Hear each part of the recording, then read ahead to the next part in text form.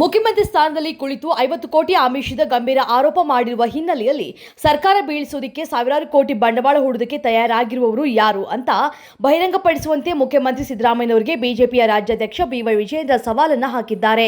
ಈ ಕುರಿತು ಸಾಮಾಜಿಕ ಜಾಲತಾಣ ಎಕ್ಸ್ನಲ್ಲಿ ಪೋಸ್ಟ್ ಮಾಡಿರುವಂತಹ ಅವರು ಕೂಡಲೇ ಇಡಿ ಸ್ವಯಂ ಪ್ರೇರಿತ ದೂರನ್ನು ದಾಖಲಿಸಿಕೊಂಡು ತನಿಖೆಯನ್ನು ನಡೆಸುವುದು ತುರ್ತು ಅಗತ್ಯವಿದೆ. ರಾಜ್ಯದ ಜನತೆಗೆ ಸತ್ಯ ತಿಳಿಯಬೇಕಾಗಿದೆ ಅಂತ ಹೇಳಿದ್ದಾರೆ. ನನ್ನನ್ನು ಮುಟ್ಟಿದ್ರೆ ಜನ ಸುಮ್ಮನೆ ಬಿಡುವುದಿಲ್ಲ ಅಂತ ಮುಖ್ಯಮಂತ್ರಿ ಸಿದ್ದರಾಮಯ್ಯ ಹೇಳಿಕೊಂಡಿದ್ದಾರೆ.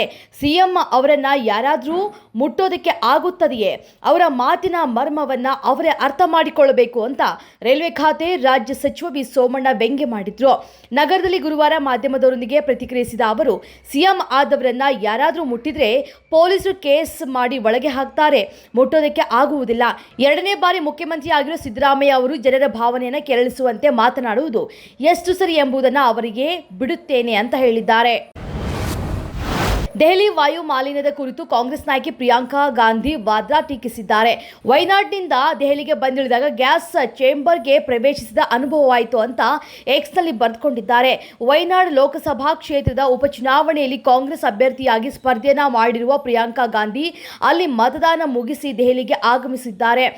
ಆ ಬಳಿಕ ಅವರಿಂದ ಈ ಪ್ರತಿಕ್ರಿಯೆ ಬಂದಿದೆ. ಯುವ ವೈದ್ಯಗೆ ನಗ್ನ ಫೋಟೋ ಕಳಿಸುವಂತೆ ಕಿರುಕುಳ ನೀಡಿದ್ದಲ್ಲದೆ ನಿರಾಕರಣೆ ಮಾಡಿದ್ದಕ್ಕೆ ಆಕೆಯನ್ನು ಅವಾಚ್ಯ ಶಬ್ದಗಳಿಂದ ನಿಂದಿಸಿ ಬೆದರಿಕೆ ಹಾಕಿದ ಗಂಭೀರ ಆರೋಪ ಪೊಲೀಸ್ ಸಬ್ ಇನ್ಸ್ಪೆಕ್ಟರ್ ವಿರುದ್ಧ ಕೇಳಿ ಬಂದಿದೆ. ಬಸವನಗುಡಿ ಪೊಲೀಸ್ ಠಾಣೆ sub inspector Rajkumar S Jodatti ವಿರುದ್ಧ ಖಾಸಗಿ ಆಸ್ಪತ್ರೆಯ ವೈದ್ಯೊಬ್ಬರು ದೂರನ್ನು ನೀಡಿದ್ದು, ತನಗೆ ನ್ಯಾಯ ಒದಗಿಸುವಂತೆ ಪೊಲೀಸ್ ಕಮಿಷನರ್ ಬಿ ದಯಾನಂದ್ ಅವರಿಗೆ ನೊಂದ ವೈದ್ಯ ಮನವಿಯನ್ನ ಮಾಡಿದ್ದಾರೆ.